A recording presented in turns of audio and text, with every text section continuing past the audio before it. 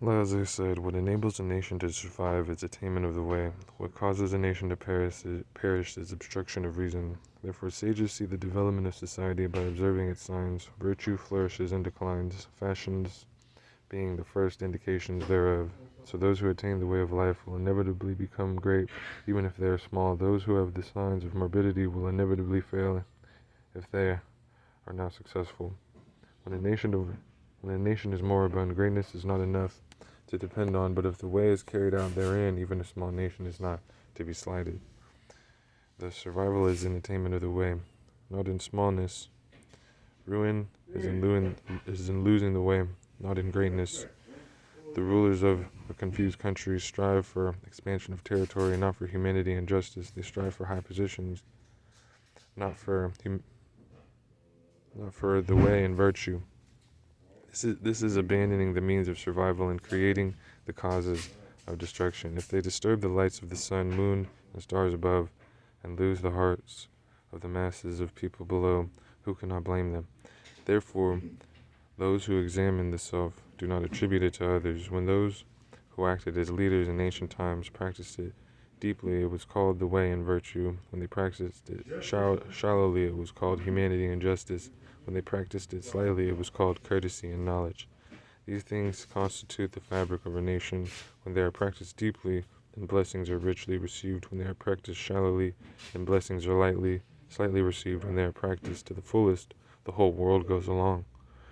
In ancient times, to cultivate the way and its virtue could bring order to the whole land. To cultivate humanity and justice could bring order to one state. To cultivate courtesy and knowledge could bring order to one country. Those whose virtue was rich and were great, and those whose virtue was slight were small. So the way is not to establish oneself by aggressiveness, not to conquer by forcefulness, not to gain by competitiveness. Establishment is in being promoted by the world. Victory is in the spontaneous accord of the world. The gain is in having the world to give it to you, not in taking it for yourself. Thus, you will become established if you are unaggressive.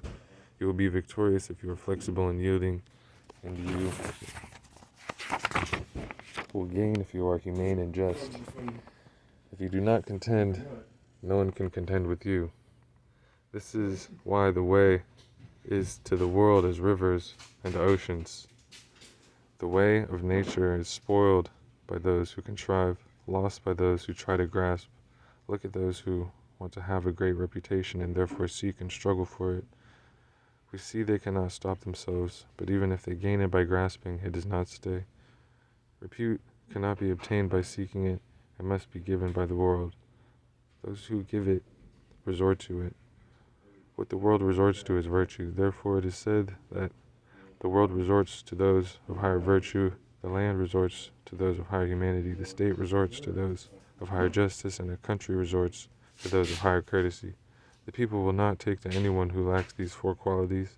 To aim and deploy people who do not have confidence in their government is a dangerous course of action. That is why it is said that weapons are instruments of ill omen, to be used only when unavoidable.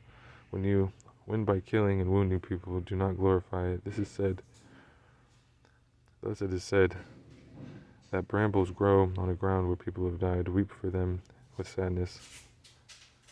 Lay them to rest with the rites of mourning. This is why superior people strive for the virtue of the way and do not set great store by the use of the military.